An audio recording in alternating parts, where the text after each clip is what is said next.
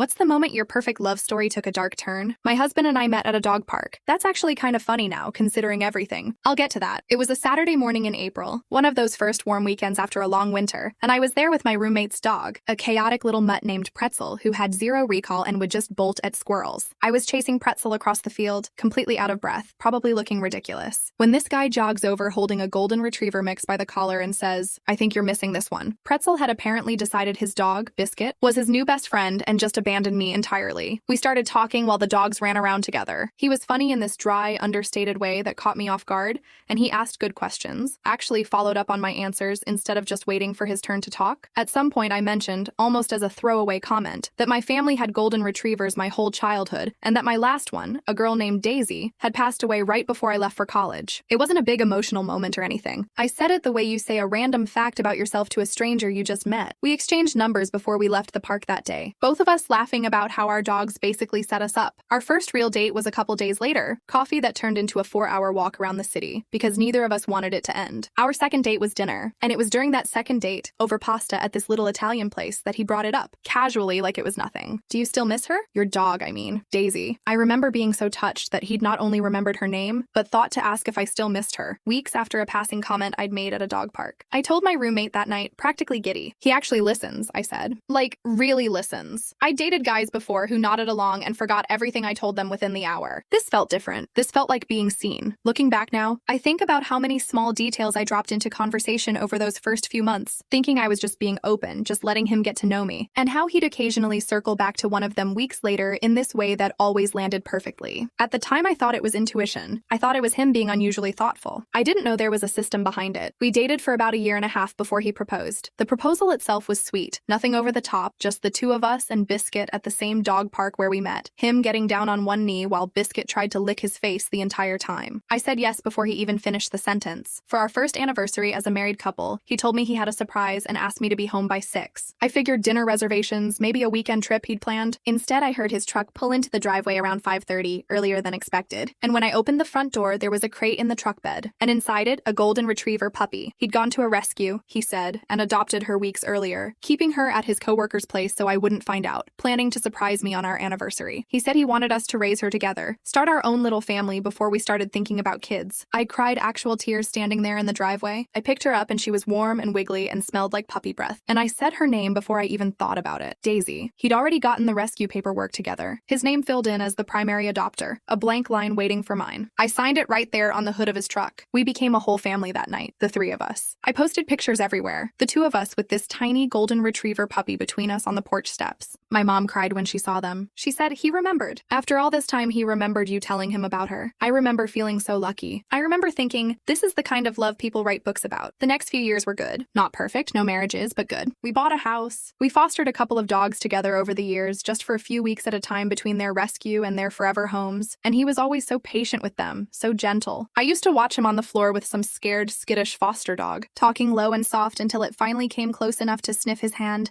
and I'd think, this man is going to be such a good father someday. About 2 years into the marriage, we hit a rough patch. Nothing dramatic, nothing like infidelity or anything I thought at the time, just the normal wear and tear of two people building a life together. Work was stressful for both of us. His mom got sick that spring. Nothing terminal, but serious enough that he was driving out to see her every weekend, sitting in waiting rooms, managing her medications, all while trying to keep up with his job. We started snapping at each other over small things. Whose turn it was to walk Daisy, why the dishes were piling up again, the kind of fights that aren't really about the dishes. During that stretch, he started fostering dogs again, more frequently than before, sometimes back-to-back with barely a week in between. He said it helped with his anxiety, gave him something to focus on outside of work and his mom's health and whatever tension was sitting between us. I thought that was sweet, honestly. I thought, good for him, having an outlet that isn't just bottling everything up. I even encouraged it. I'd come home and there'd be a new foster on the couch, a lab mix or a shepherd or once a 3-legged beagle named Gus that I completely fell in love with, and I never once thought to question it. The night everything changed started completely normal. I couldn't sleep, some combination of work stress and a stomach ache from bad Thai food. So around 1 in the morning, I got up and grabbed his laptop off the kitchen counter because I remembered he'd saved a recipe for the lemon chicken thing his mom used to make, and I wanted to see if we had the ingredients for it before I went back to bed. His laptop was already open, still logged in, browser tabs everywhere the way his always were. I was scrolling through his bookmarks looking for the recipe when I noticed a folder on his desktop I'd never paid attention to before. It was just sitting there, unremarkable, labeled matches. I clicked it out of nothing but idle real boredom. The way you scroll through old photos on someone's phone when you're bored, not expecting to find anything, not even really thinking about it as snooping. It was a spreadsheet, rows and rows of it, dog breeds cross-referenced with women's names, dates, notes in a column next to each entry, short and clinical like he was cataloging something. Mentions childhood lab, sentimental, high yield, grew up on a farm, horses not dogs skip, golden retriever, dead pet as a kid, use this. I remember staring at that last one for a long time before I understood what I was actually looking at. I scrolled up, and there was my name. Row 14. Daisy's breed picked out, noted, planned before our second date had even happened. Before I'd even told him her name over pasta that night, thinking it was just a nice moment between two people getting to know each other. He hadn't been remembering things about me out of love. He'd been building a profile, and I was just one entry in a very long list. I sat at that kitchen counter for almost an hour just scrolling. There were names I didn't recognize going back years, some overlapping with dates I knew we'd already been together, which was its own gut punch I hadn't even fully processed yet because the bigger, colder shock of the spreadsheet itself was taking up all the room in my head. Some entries had a single line through them, like they'd been crossed off, closed out. Mine didn't have a line through it. Mine was still open. I woke him up at 2 a.m, standing in the kitchen doorway holding the laptop out in front of me like it was evidence, because it was. He blinked awake, confused, asked what was wrong, and I just turned the screen toward him and said one word: explain. He didn't deny it right away. That's the part that still gets me even now. He didn't scramble for an excuse or try to gaslight me into thinking I was misreading it. He just sat down at the kitchen table like all the air had gone out of him, rubbed his face with both hands, and said, okay. He told me it started years ago, back in college, as a joke with his roommates. A bet actually over beers one night about how easy it was to make women feel instantly chosen, instantly understood, if you used a pet as the delivery system. Pets bypass people's guard, he said, like he was quoting a study. People trust a man who's good with a dog. People assume a man who remembers your childhood pet's breed is a man who's really listening to you. It started as something stupid to win a bet with his friends, and then it just became how he operated. A habit. A tool he reached for without even fully registering he was doing it anymore. He said somewhere along the way, with me specifically, it stopped being a game, that he actually fell in love, genuinely, the way he'd never let himself with the others. But by the time that happened, the system was already just how he moved through the world, so he kept using it even after it stopped being necessary. He said it like that was supposed to make it better. Like loving me eventually excused planning me out on a spreadsheet at the start. I asked him how many. How many dogs? How many women? He was quiet for a long moment, staring at the table, and then he said he'd stopped counting after 8. 8 women who thought they were being seen, being remembered, being chosen, the exact same way I had. 8 women who probably cried real tears over a puppy the same way I did in that driveway. 8 rows on a spreadsheet with breeds picked out based on which sad detail would land hardest. I didn't scream. I think I wanted to, some part of me expected myself to, but what actually happened was, I just went very quiet and very still, the way you go still right after you touch something hot, before the pain even fully registers. I asked him to leave for the night. He didn't argue. He grabbed a bag, said he'd stay at his brother's, and told me he was sorry, genuinely sorry, in a voice that almost sounded like he meant it, which somehow made it worse instead of better. I filed for divorce 2 weeks later. The 2 weeks in between were their own kind of blur. There were conversations, some calm and some not, some late-night texts from him trying to explain further, trying to contextualize, trying to draw a line between who he was in college and who he became with me, as if that made the years in between less real. I listened to some of it. I didn't respond to most of it. At a certain point, explanations stop being information and just become noise you have to sit through. His family found out eventually, because of course they did. Small towns and small circles talk. His mom, the one he'd been driving out to see every weekend, called me crying, apologizing on his behalf in a way that felt both genuine and completely beside the point, because it wasn't her apology to give. His brother, the one he moved in with, texted me once just to say he was sorry, that he hadn't known either and that he believed me, which honestly meant more than I expected it to. My own friends had a harder time processing it than I did, weirdly. My best friend Kayla drove over the morning after I filed, sat on my kitchen floor with me because I hadn't set the table back up yet, and just kept saying, but he cried at our wedding. He cried during his own speech, like that fact was supposed to cancel out a spreadsheet with 8 names on it. I didn't have an answer for her. I still don't, really. People contain multitudes, I guess, even the worst parts of them. Word got around our mutual friend group faster than I expected, and about 3 weeks after I filed, I got a message from a woman named Renee, someone I'd never met, who said a friend of a friend had mentioned what happened and she wanted to reach out. Turns out she was row 6 on the spreadsheet. A lab breed, noted next to her name, something about a childhood pet that died of old age. She'd dated him for 8 months back before he and I ever met, and she told me she'd always wondered why he ghosted her so suddenly right after she started getting attached to the puppy he'd surprised her with. Talking to her was strange, comforting, and sickening at the same time, like finally getting confirmation of something you already suspected but hoped wasn't true. I kept Daisy, obviously. That was never even a question. Not for him and not for me. That dog did nothing wrong. She was 5 years old by then, gray starting to show around her muzzle, completely unaware that her entire origin story was a calculated move in someone else's game. She's asleep on my feet right now, actually, curled up in this ridiculous ridiculous donut-shaped bed she's had since she was a puppy, twitching in whatever dream she's having, probably chasing something. The house sale took months. Splitting a life you built together takes longer than anyone tells you it will. Longer than the marriage counselor we briefly saw before everything fell apart ever hinted at. There were arguments over furniture neither of us actually wanted, just fought over out of some leftover instinct to not let the other person win anything. There were nights I sat in an empty apartment surrounded by boxes. Daisy curled up next to me on the floor because I hadn't unpacked the couch yet, and I'd just cry into her fur until I fell asleep sitting up. The worst part isn't even the lying, if I'm being honest, and it took me a long time in therapy to actually land on that and believe it. The worst part is that Daisy really did become my best friend through all of it. She has no idea she was ever a strategy, a line item, a calculated bet between college roommates that turned into a marriage. She just knows that I cry sometimes, more than I used to, and that when I do, she gets up from wherever she's lying and puts her head on my lap and stays there until I stop. I used to think he read me so well. I used to tell my friends, my mom, anyone who'd listen, that I'd never met someone who paid attention the way he did, who remembered the small things, who made me feel like every detail I shared actually mattered to him. Turns out he just had a spreadsheet. Turns out the thing I mistook for being deeply known was actually just being deeply studied. I still go to that same dog park sometimes, the one where we met, the one where he proposed. I used to think I'd have to avoid it forever, that it would be too painful, but it turns out grief doesn't really work the way you expect it to. Daisy still runs the same loop around the field she's run 100 times. Sometimes I see other people meeting for the first time out there. Dogs doing what dogs do, bringing strangers together, and I wonder if any of them are being remembered for the right reasons or the wrong ones. I hope it's the right ones. I really do. Because somewhere in the middle of all of it, in between the anger and the spreadsheet and the 8 women I'll probably never meet, there's this dog sleeping on my feet who loves me for absolutely no strategic reason at all. She doesn't care what I told him about my childhood. She just knows I feed her, I walk her, I let her sleep on the bed even though I said I never would. That's it. That's the whole equation for her. I think that's the part I hold on to now, on the days it still stings, which honestly is fewer than it used to be. Not everyone who remembers the small things is doing it out of love, but some of what came out of it was real anyway, even if the beginning wasn't. She's real. This life I'm rebuilding is real. And next time, if there is a next time, I'll know the difference between being studied and being seen. My therapist asked me once, a few months into all of this, whether I regretted any of it, the whole relationship, knowing what I know now. I sat with that question for a long time before I answered her, longer than I usually take, because it felt important to actually mean whatever I said instead of just filling the silence. I told her no, not entirely, and she looked a little surprised, like she expected a cleaner answer than that. I explained it the best way I could. If none of it had happened, I wouldn't have Daisy curled up on my feet right now. I wouldn't have learned what it actually feels like to be studied instead of seen, which sounds like a small distinction until you've lived both sides of it, and now I'll never mistake one for the other again. I wouldn't have Renee, strange as that friendship is, a woman I only know because we both survived the same spreadsheet. I wouldn't have the version of myself that exists now, the one who checks people's follow-through instead of just their words, who watches what someone does over months instead of getting swept up in how good the first few gestures feel. I still catch myself, sometimes noticing when a new person remembers a small detail I mentioned once in passing, and there's this little flicker of suspicion before anything else, a reflex I didn't have before and honestly wish I didn't have now. My therapist says that's normal, that it'll soften with time, that not every attentive person is running an algorithm. I believe her mostly. I'm working on believing her the rest of the way. Some nights I still think about that spreadsheet, the neat little columns of it, how organized cruelty can look when you actually see it laid out in black and white. I think about the other rows, the women still out there with a dog they believe was a spontaneous, loving gesture, never knowing it came from a bet made over beer years before they met him. Part of me wants to warn them. I know I probably never will, but then Daisy shifts on my feet, lets out one of those long dog sighs, and I stop spiraling. She's here. She's real. Whatever the reason she came into my life, the years since have been entirely, uncomplicatedly hers and mine, no spreadsheet required.